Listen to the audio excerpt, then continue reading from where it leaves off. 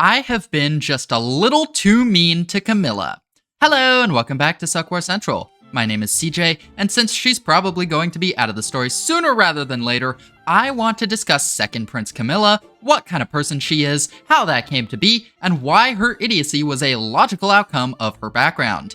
You see, we're a bit too harsh on this woman because I think it's clear that compared to Benjamin, who had structure and proper education in his life, Camilla had essentially no guardrails on her behavior, and I believe her instruction in Nen comes from a very biased and not exactly high-level source, that being the have-nots. So, like we've done with Benjamin, and like we will do with every prince, let's dive into what lies below the surface with Second Prince Camilla.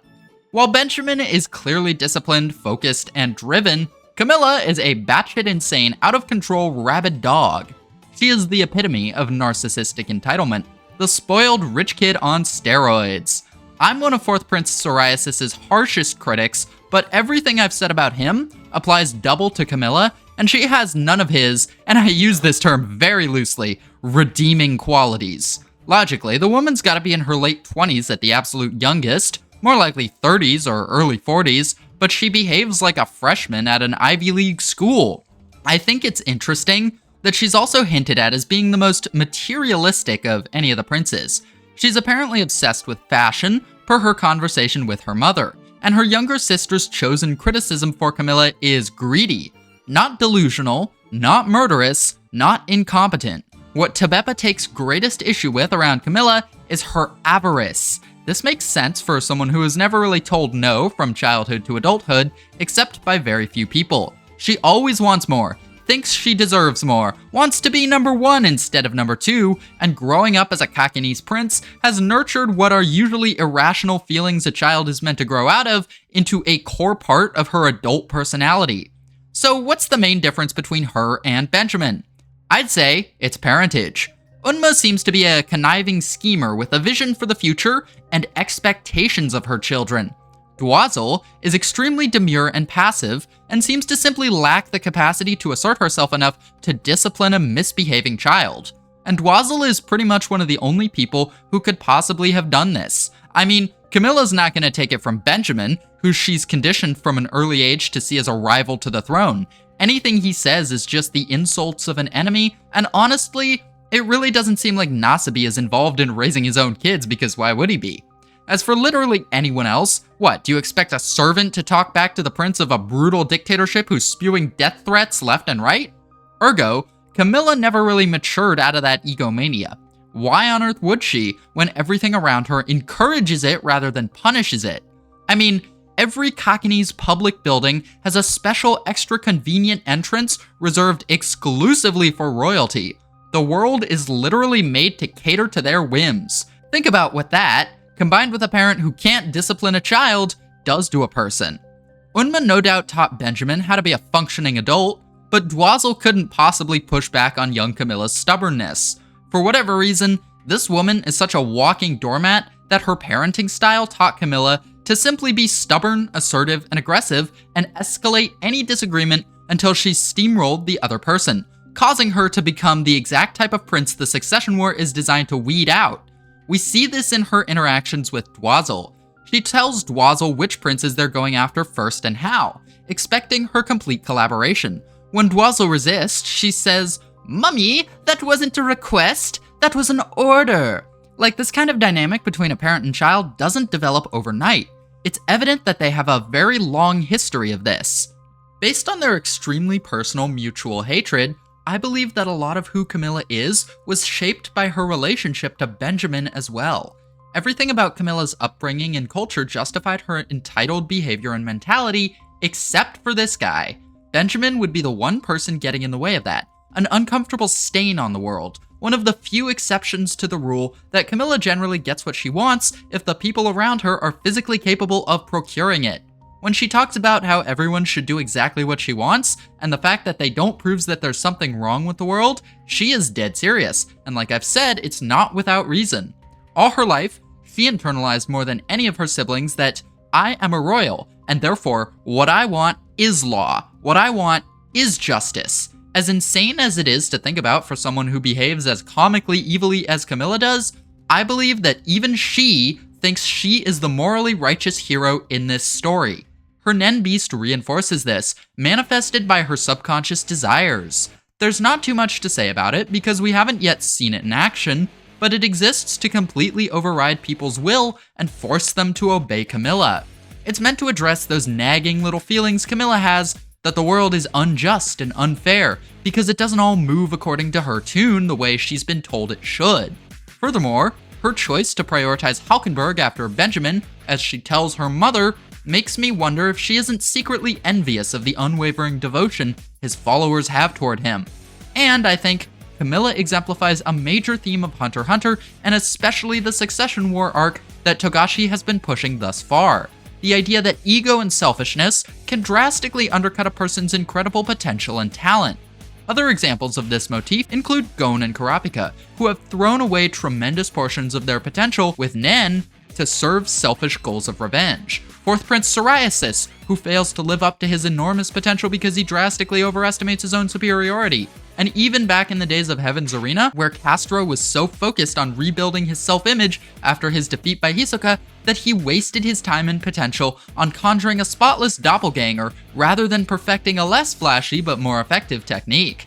You can see that compared to even self-described selfish characters like Jing, these people are in a class of their own.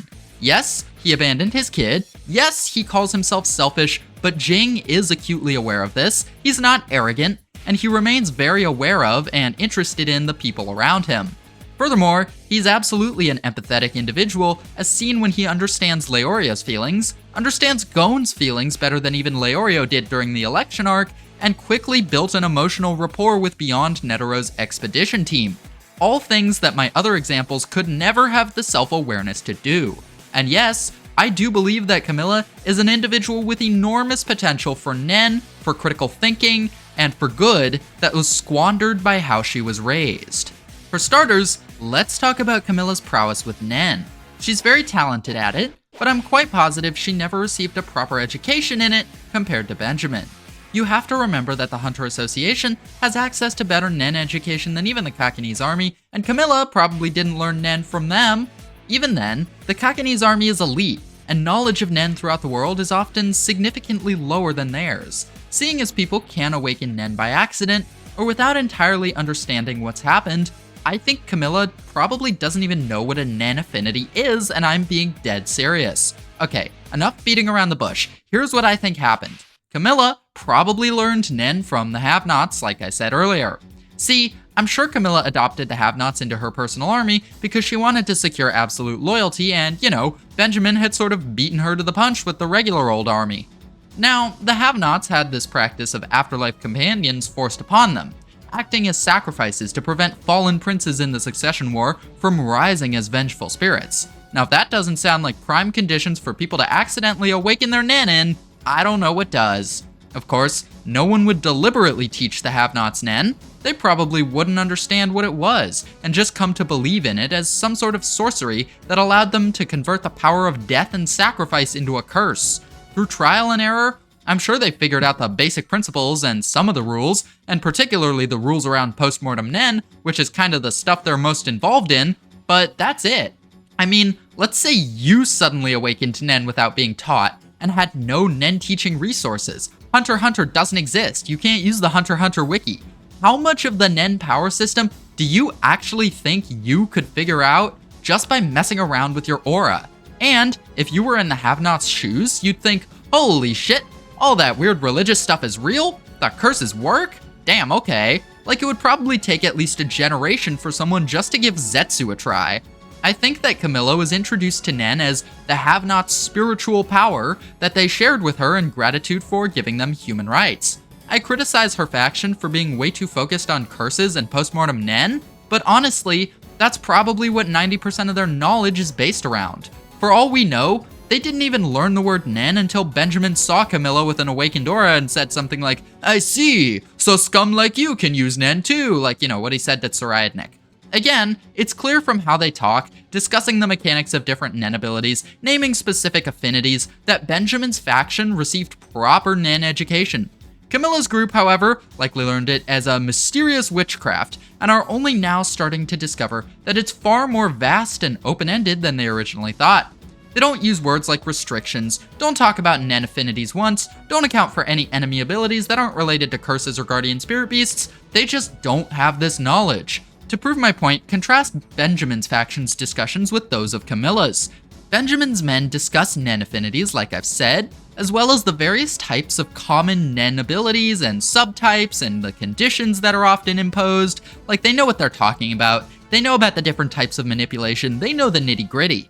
When Shikaku dies, however, the have-nots are all discussing whether or not he was from their caste, and as Sarahel prepares to depart, it's clear that Camilla's faction is most worried about curses and enemy exorcists. They don't even consider for a second that Shikaku was being manipulated because that's just not in their wheelhouse. And given that this faction probably thinks of Nen as a mysterious sorcery that lets them break the barriers of life and death, this makes perfect sense. Fukataki describes these Nen curses as the only thing that lets the have-nots compete with the power of the guardian spirit beasts possessed by the royals. That genuinely makes it sound like they're simply unaware of 90% of the things Nen can do.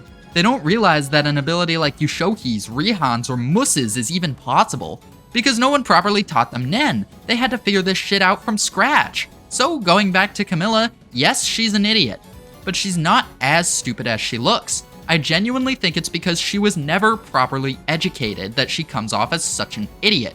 So yeah, Camilla didn't properly prepare for the succession war, but how is she supposed to when she's never seen any of the coolest things Nen can do? I can talk shit about her faction because 14 of them have the same damn ability, but it's one of the few things they actually know how to carry out with Nen. And beyond that, Camilla's training to slow down her metabolism to a crawl looks a lot smarter when you consider that to her, it genuinely appears to be covering one of her Nen ability's only weaknesses. I doubt she knows about the existence of TSK-17, which is a top secret military bioweapon. This woman uses her brains, comes up with plans, and again, she had the potential to be a sharp, intelligent thinker. But this is where her upbringing comes in. A common theme in Hunter x Hunter, and quite frankly in life, is that people don't grow to become skillful without facing adversity. You don't build muscle without exercising, and with his innately incredible aptitude for Nen, 4th Prince Psoriasis instinctively senses that he needs combat experience to truly take his skills to the next level.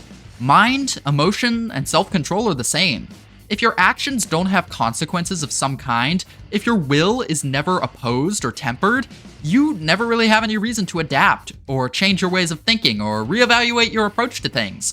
And I'm not saying like beat your kids or be a massive disciplinarian. I'm talking about very basic life skills. Often, children learn the behaviors they do because they have a goal or desire. They attempt to seize that goal or desire and fail to do so.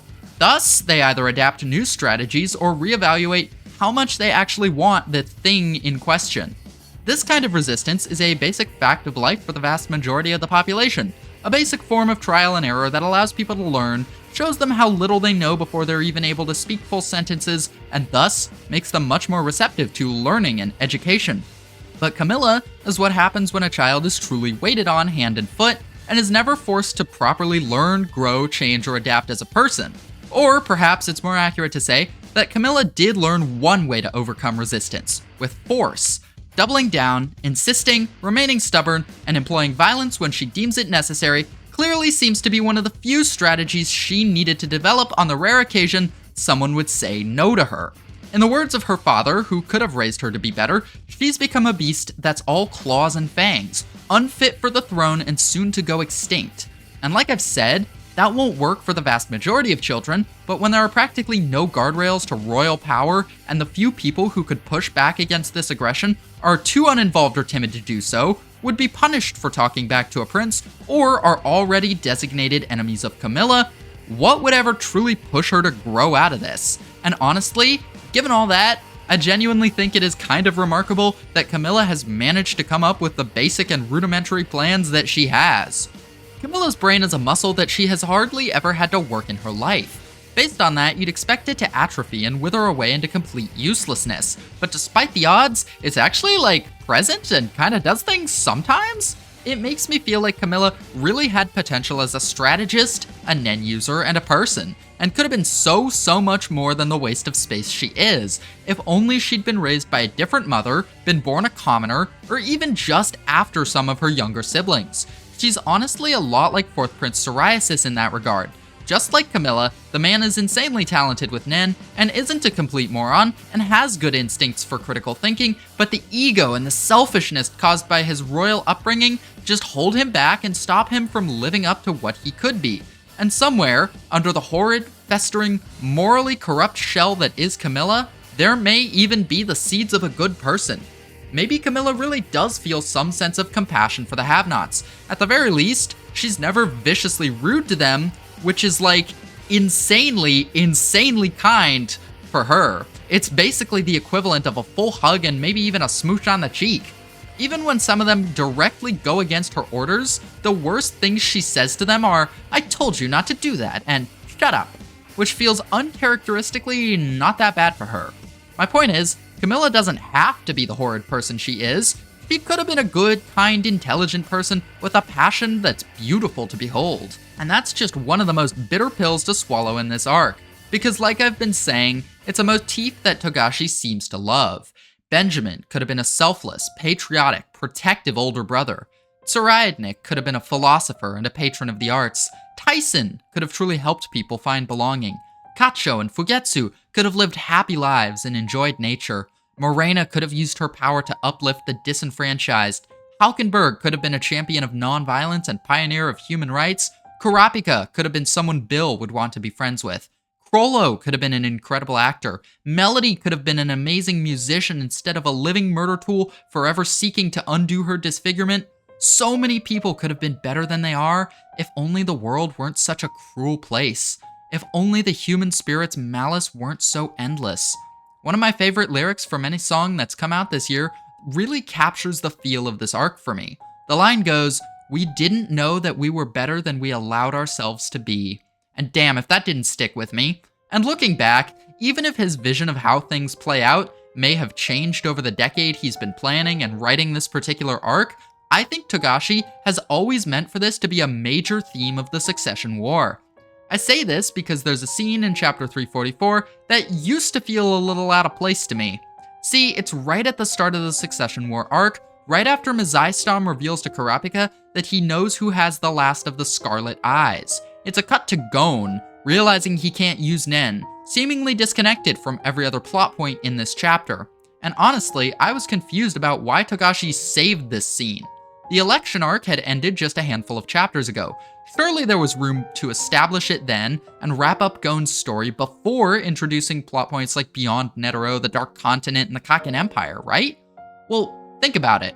Despite what some people will tell you, Gon wasn't some completely amoral psychopath. He was a child with some odd ideas and childish morals and, flawed beliefs who acted childishly. He had an enormous potential for both good and evil, and the cruel world he found himself in mostly ended up bringing out the latter.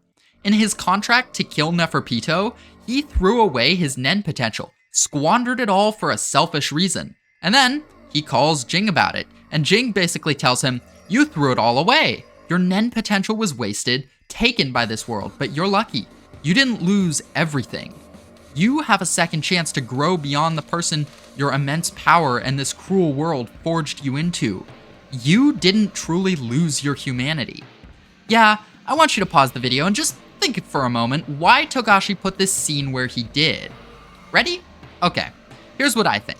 This scene is placed where it is so that Togashi can remind us Gon is one of the lucky ones, but most people just aren't that lucky, and the ensuing chapters are about to make you all acutely aware of that. Gon appears in the Succession War arc so that Togashi can catch our attention with one of the main motifs he's going to be pushing to hammer home his bleak, pained view of humanity and society. So yeah, that's why I think Camilla is the way she is, and why she sucks so bad at Nen. But still, this all begs the question, what about her siblings? Why aren't Tebepa and Luzurus like this if the problem is Dwazel? And, well, we'll get to that in future videos, because from here on out, every other week, I'm going to be taking a deep dive into the minds of every single prince of the Kaken Empire and how they represent some of the larger themes of this arc and in some cases, Hunter x Hunter as a whole. I hope you enjoyed this meandering little rant about my favorite incompetent moron, and I hope you all have a wonderful day.